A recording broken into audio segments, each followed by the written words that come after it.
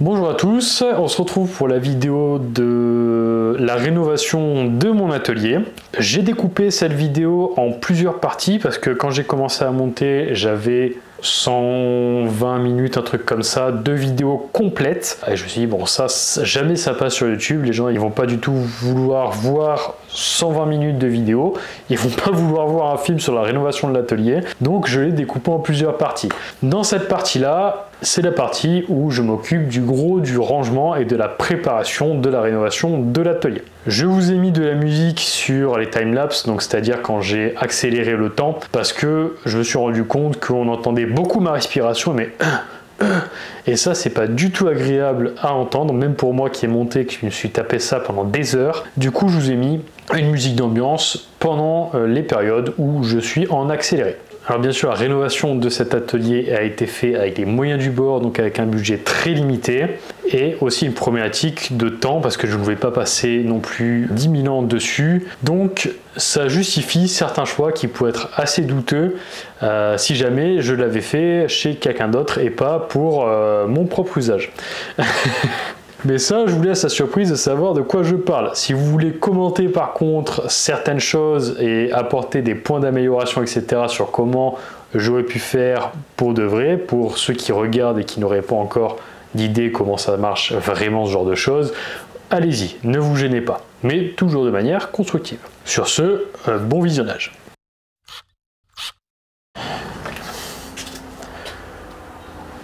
Alors... voilà, vous voyez, on est dans une pagaille, pour être poli, pas possible. Il y en a de partout, ça déborde. J'ai vraiment plus assez de rangement pour tout ça. Et c'est pas du tout agréable pour travailler. Bon, comme je vous l'avais dit, j'avais un peu perdu la flamme, on va dire. Là, je commence à la retrouver, donc j'ai envie d'avoir un atelier qui soit propre, qui soit carré. J'en ai marre d'avoir de la pagaille qui est partout sur mes étagères. Comment est-ce que j'en suis arrivé là? Effectivement, manque de motivation pour les raisons que je vous ai expliquées dans la vidéo de mon retour, on va dire. Le retour. Manque de motivation, j'avais essayé de ranger, c'est pour ça qu'il y a énormément de trucs qui sont sortis. Et en fait, en essayant de bien tout trier, je me suis rendu compte que je n'avais pas du tout assez de rangement pour tout ce que j'avais accumulé, on va dire, notamment au niveau des caisses à outils, etc. Ça prend énormément de place. Du coup, là, on va pouvoir refaire une rénovation d'atelier, on va dire. Bon, comme vous pouvez voir, sur tout ce mur-là, j'avais commencé à refaire des rangements. Je m'étais vraiment motivé à faire quelque chose de bien propre. Encore que je suis pas vraiment fan du rendu. Donc en fait, je vais tout redémonter. Je vais mettre des plaques d'OSB toute hauteur. Et je vais faire ça sur tous les murs de l'atelier. Ici, vraiment, sur tout ce mur, je vais mettre des plans de travail. En fait, je me suis rendu compte que ça, je pouvais très bien le mettre dans l'autre pièce et percer un trou dans le mur et faire venir tout un système d'aspiration. Sûrement avec du PVC en sang. On verra ça comment on fait plus tard. Ici, en dessous de tout ce boxon, vous avez ma vieille scie table Erbauer. Je vous avais fait une vidéo sur ça d'ailleurs. Extrêmement déçu de cette table que j'avais payé un certain prix qui était beaucoup trop cher pour ce que c'est. Dont je ne me sers absolument plus depuis que j'ai ma scie table Evolution. Donc là, ça je m'en sers uniquement comme table de débarras annexe. Donc ça va dégager. Je sais pas encore ce que je vais en faire. Peut-être une scie table nomade pour quand j'ai moins besoin de précision, je ne sais pas encore. Donc on va vraiment tout organiser. Sur ce pan-là, il y aura 5 caissons avec 5 tiroirs chacun. Ça va faire 25 tiroirs à construire. Et ici aussi, sur tout ce pan de mur, il y aura des planches d'OSB toute hauteur. Avec un beau logo, l'Esicat Workshop qui sera en noir sur le fond. Un autre de mes soucis de rangement, comme vous avez pu le constater durant mes vidéos, c'est mon problème d'accumulation maladive, on va dire, de tout ce qui est chute de bois. J'ai toujours l'impression qu'elles peuvent me servir une fois que je les ai jetées. Ça, c'est le problème généralement. Je vous avais fait une vidéo sur le chariot à bois, mais il est complet. Là aussi, pareil, tout ça, ce sont des chutes que j'hésite à jeter. Donc, première étape, faire un gros tri. J'ai récupéré une bâche que j'allais mettre dans ma voiture pour pas l'abîmer. Voilà, par exemple, toutes ces planches de bois qui vont partir. Planches de bois qui sont bien bananées comme il faut parce qu'elles ont pris l'humidité. Ah, vous voyez, hein, elle est restée dehors, vous avez les traces. Donc ça part à la déchetterie. Ça, par exemple, du bois épais comme il faut, je vais le garder pour mes tests. Ces bouts d'OSB, je vais les garder parce que j'ai sûrement découpé les lettres de mon logo dans ces petites chutes.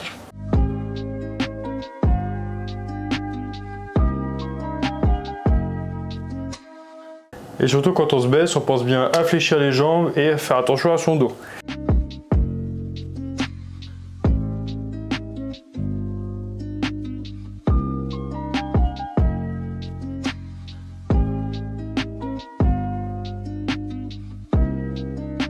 Bon, j'ai encore une fois un problème, je n'arrive pas à me résoudre à jeter tout ce bois.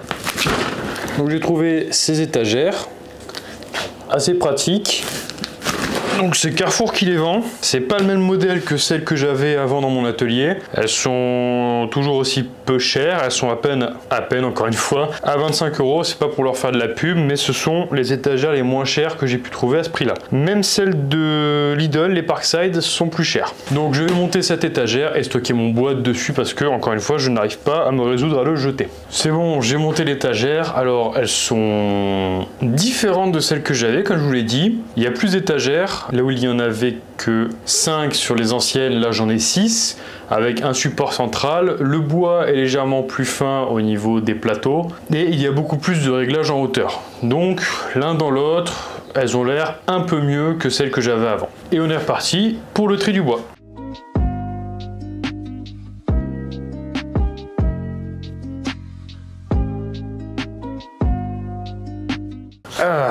Voilà, mon logo tout poussiéreux. Je pense qu'il ira très très bien dans le fond. Le guide fait maison pour la défonceuse sous table. Voilà.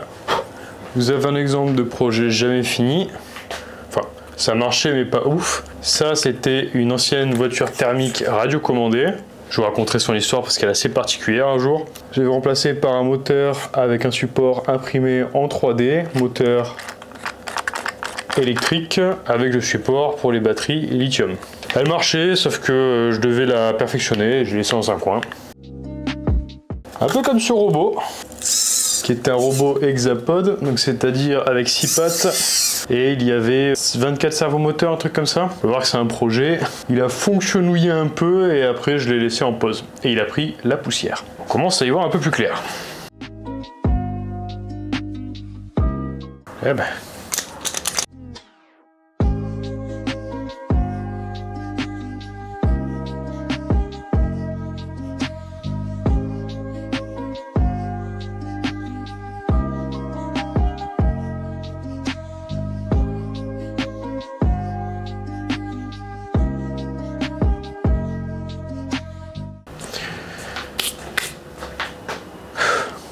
Bon, prochaine étape, tout ce que vous voyez ici et tout ce que vous voyez ici et ce que vous ne voyez pas bien sûr parce qu'il en reste, ils vont terminer dans des sacs cabas. Hop là, dans des sacs et tout le long de la rénovation, je vais devoir transporter mes petits sacs d'un endroit à l'autre, là où je travaille, jusqu'à ce que je puisse enfin ranger tout ce beau monde. On est parti. Alors ne vous inquiétez pas pour ces ciseaux à bois, ce sont des ciseaux à bois Magnusson qui sont absolument pas qualitatifs et dont je n'en ai cure, on va dire. C'est pas grave s'ils sont abîmés, de toute façon je les re-aiguiserai.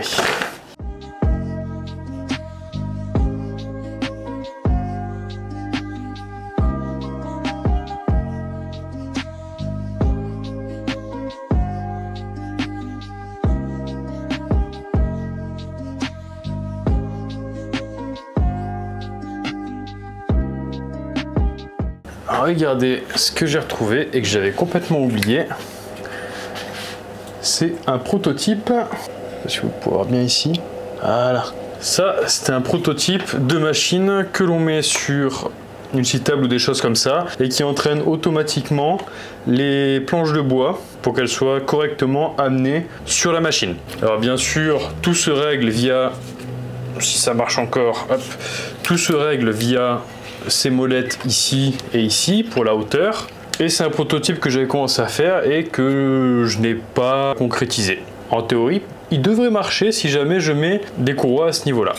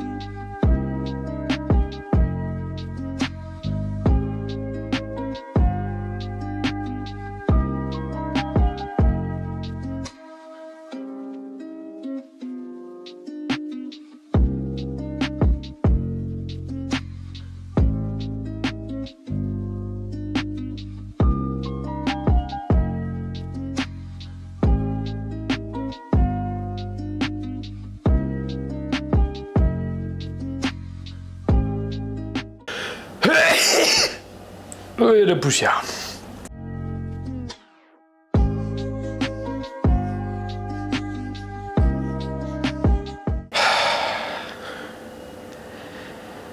Eh ben...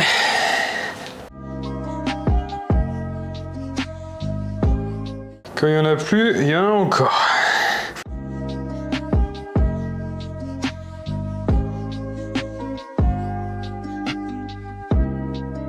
Bon, ma caméra chauffe un peu, du coup je vais l'éteindre. Et en attendant, je vais ranger tout ça. Changement de plan.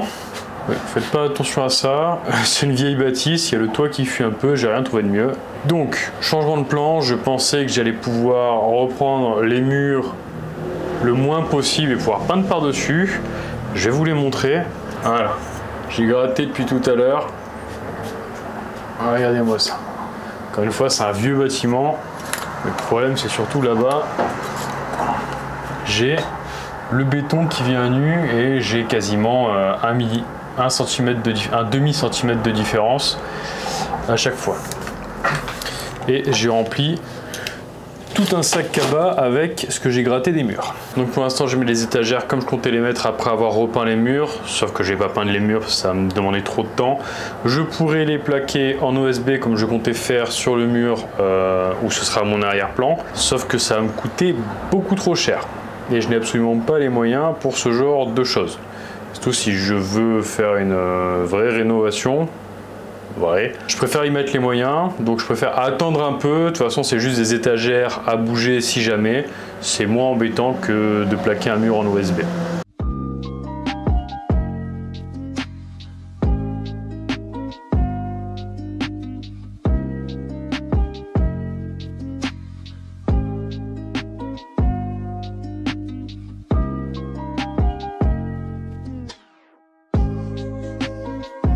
Pire que Tetris cette histoire.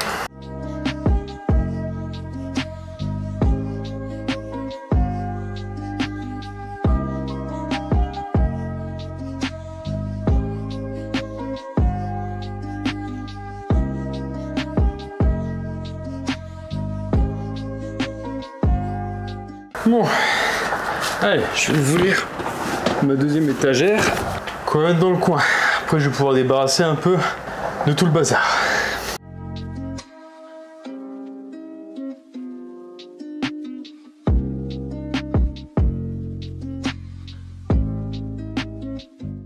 Donc effectivement, vous pouvez voir qu'elles sont plutôt fines. Ça doit être du 3 mm ça. Bien entendu, quand il faut un marteau, je l'ai rangé. Donc on va les enfoncer avec le tube. Alors ça se présente comme ça. Ici, vous avez des négatifs. Et là, vous avez le profilé qui a été découpé comme ça. Et il suffit juste de faire entrer le profilé dans les négatifs et d'enfoncer. Donc là, la seule difficulté en soi, c'est d'arriver à rentrer les deux profilés en même temps, voilà, dans les négatifs, comme ceci. Et après, on vient taper dessus. Ah, c'est vrai que celle-là, je voulais pas la mettre ici. Hop.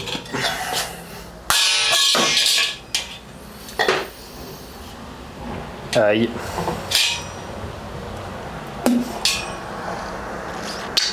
Alors, super. Bon. Faire attention parce que ça coupe.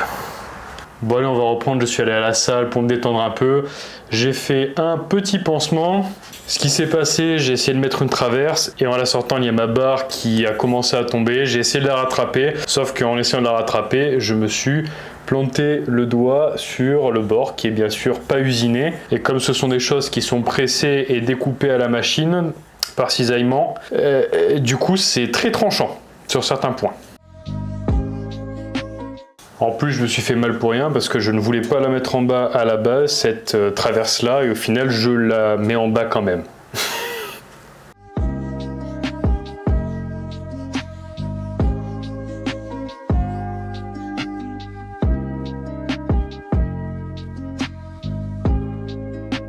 Le seul désavantage qu'ont ces étagères, c'est que comme ce sont des profilés qui ont été pressés, il n'y a pas tout qui a été bien fait. Par exemple, cette languette là, elle doit être pliée à 90 degrés et ensuite elle doit être repliée à l'intérieur. Voilà, c'est le seul désavantage.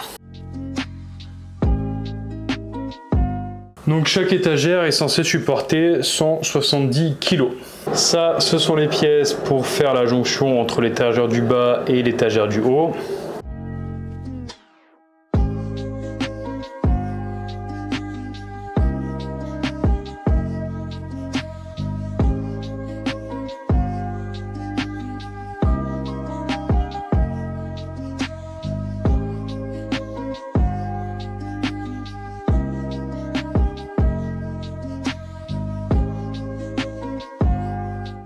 Allons bon.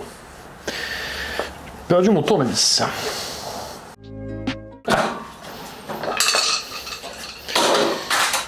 Un classique.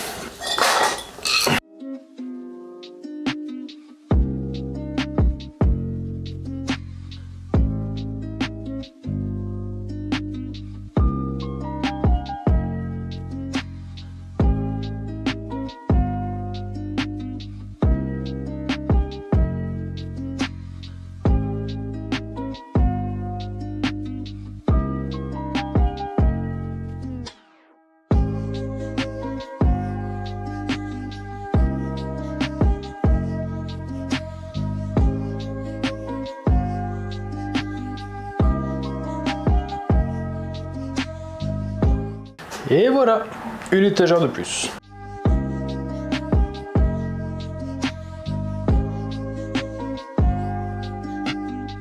Bon, maintenant que j'ai une étagère en plus, je vais pouvoir remettre mes établis sous la fenêtre, ici, c'est-à-dire, sauf que le problème, mes établis font 85 de hauteur et ils arrivent pile poil au niveau de la fenêtre.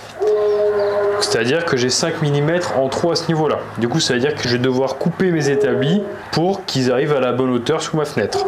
Parce que quelque chose que je voulais avoir depuis longtemps, c'était la possibilité d'ouvrir mes fenêtres pour aérer quand je fais de la poussière, etc. pour ma santé. Même si je porte souvent un masque, comme on appelle ça en français, un masque filtrant, on va dire. Regardez-moi ça. C'est pas beau? Avec les fenêtres qui peuvent s'ouvrir. Bien sûr, à chaque fois que je voudrais ouvrir les fenêtres, il faudra dégager ce plan de travail-là. Mais c'est déjà un début par rapport à avant où j'avais le plan de travail qui arrivait à ce niveau-là et j'avais une surépaisseur qui la faisait arriver au niveau de la fenêtre. Donc la fenêtre était condamnée. Là, on est sur le bon chemin. Bien sûr, il faudra faire un grand coup de nettoyage une fois que tout sera terminé. Mais ça commence à ressembler à quelque chose. Enfin presque. Bon, celle-ci, ça va être beaucoup plus simple à mettre en place. J'ai juste à prendre la mesure et à baisser l'étagère au niveau désiré. Et ensuite, je vais juste couper le haut.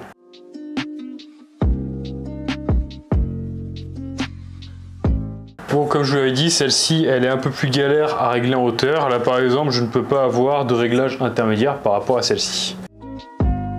Par contre, beaucoup plus agréable à démonter et à remonter. Et maintenant, j'ai plus qu'à couper à la hauteur.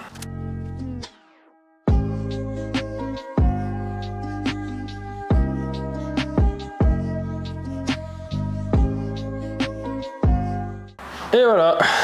Allez, maintenant, faut faire la seconde. J'ai cru que j'avais fait une... Wow, là, c'est dangereux ça. J'ai cru que j'avais fait une erreur dans la modélisation et qu'il me restait pas assez pour mettre l'étagère là-bas qui fait 90, parce que là j'ai bien moins que 90 ici. Mais en fait c'est bon parce que cette vitre là, cette fenêtre là, je ne l'ouvre pas dans tous les cas parce que j'ai ponté ma VF1, j'ai installé ma VNC dessus, etc. Donc celle-là, elle ne bougera pas. C'est vraiment les deux premières que je voulais ouvrir à tout prix. Est-ce que vous pensez que je vais pouvoir décaler cette étagère là avec toutes mes bombes à peinture dessus sans en faire tomber une seule? Les paris sont ouverts.